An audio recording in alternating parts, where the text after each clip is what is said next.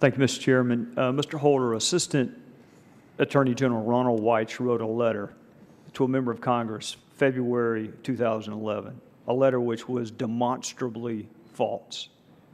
Your department withdrew that letter 10 months later. When did you learn that that letter was false? Well, I would not characterize the letter as false. I'd say it contained inaccuracies. Well, Mr. Attorney General, it contained material, demonstrably false statements. Agreed? No. You don't think they're demonstrably false when you represent that ATF makes an effort to interdict all weapons going to Mexico? You don't think that's demonstrably false? Not in the way you use the word.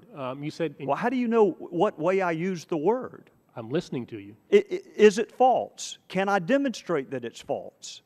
Well, you said materially false. Now you're using legal terms there. You're a lawyer, and so you're now we're in that realm, and you said materially false, and that's a fundamentally different thing. All right. Do you think it was demonstrably false?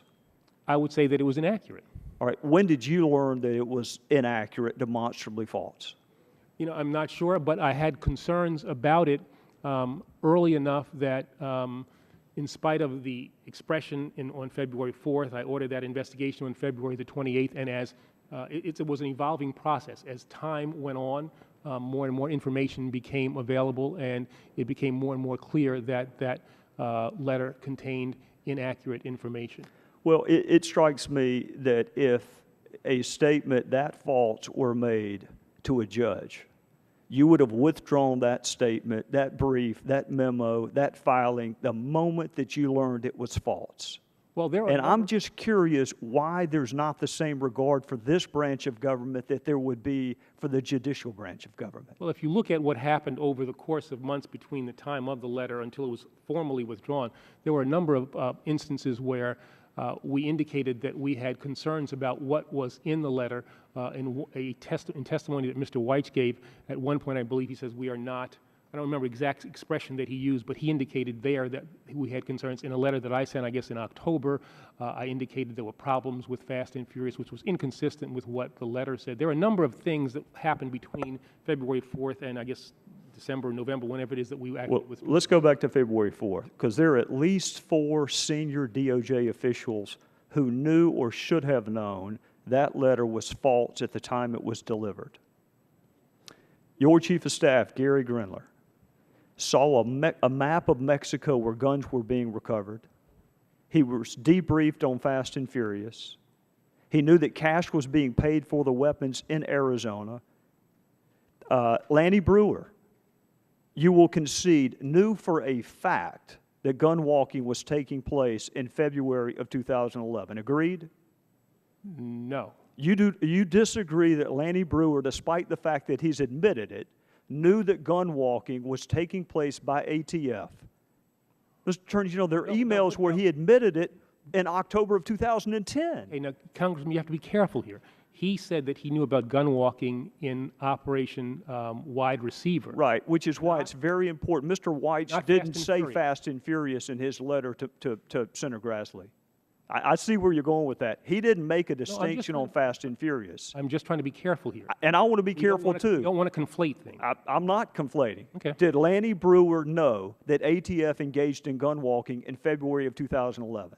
He knew that they had engaged in gun walking in the wide receiver operation. So the answer to that question would be yes.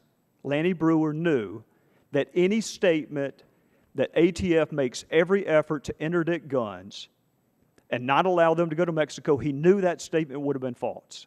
Well, he has said that he made a mistake in not connecting that which he knew about wide receiver and didn't apply that knowledge to what happened in Fast. What about Jason Weinstein and James Trusty? This is their email exchange. It's a tricky case given the number of guns that have walked. That's October 2010. Trusty responds, it's not going to be any surprise that a bunch of U.S. guns are being used in Mexico, so I'm not sure how much grief we get for gun walking. These aren't AUSAs in Arizona. These aren't rogue ATF agents. These are senior DOJ officials, and I cannot believe that they just learned recently that a demonstrably false letter had been mailed to a member of Congress. Why not correct it the moment you realized that it was wrong? Well, they admit that they made mistakes with regard to what their level of knowledge was and what they should have done in the preparation of the letter. They relied on people who they thought had the best knowledge in Arizona and did not bring into their calculation information that they had previously had about the gun walking that had occurred in that prior operation.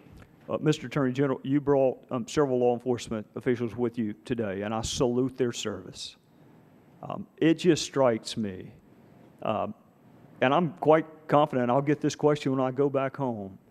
When law enforcement officers lie to lawyers, they go to jail. When lawyers lie to Congress, they seem to get promoted. There's a Border Patrol agent who is on his way to federal prison right now on a 1001 conviction. What consequences can we expect because of false statements made to Congress?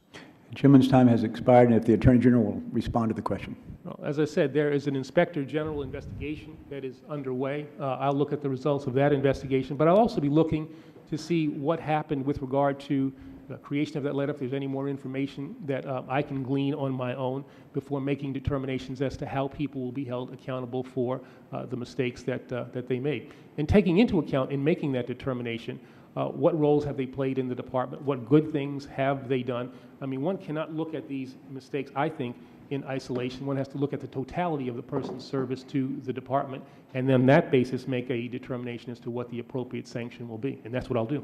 Mr. Chairman, I would ask unanimous consent for 15 seconds just so I can follow up on one point. And gentleman continues to be recognized for 15 seconds.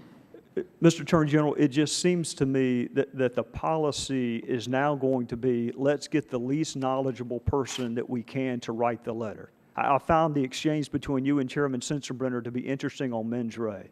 The defense is that Mr. Weich didn't know what he didn't know, so we're going to get the least knowledgeable person in the Department of Justice to write the letters to members of Congress. Is that what we can expect from now on? No, what you could expect from this Department of Justice, as long as I'm the Attorney General, is that we will do our best to get you accurate information as quickly as we can. And I actually think that one of the problems with regard to the fast and furious response is that we were rushed. That people, although if you look at that email, all those emails that we sent around, you see that people are really interacting with one another, trying to find information, but I think there was a time pressure there that frankly they should not have allowed in the process. They should have taken more time, sent a placeholder response or something like that, and if it took 2 weeks to get a response back to Congress, that would have been better than I think the 4 or 5 days that it took. I think that is certainly one of the problems, and there was a lesson learned. Thank you, Mr. Chairman.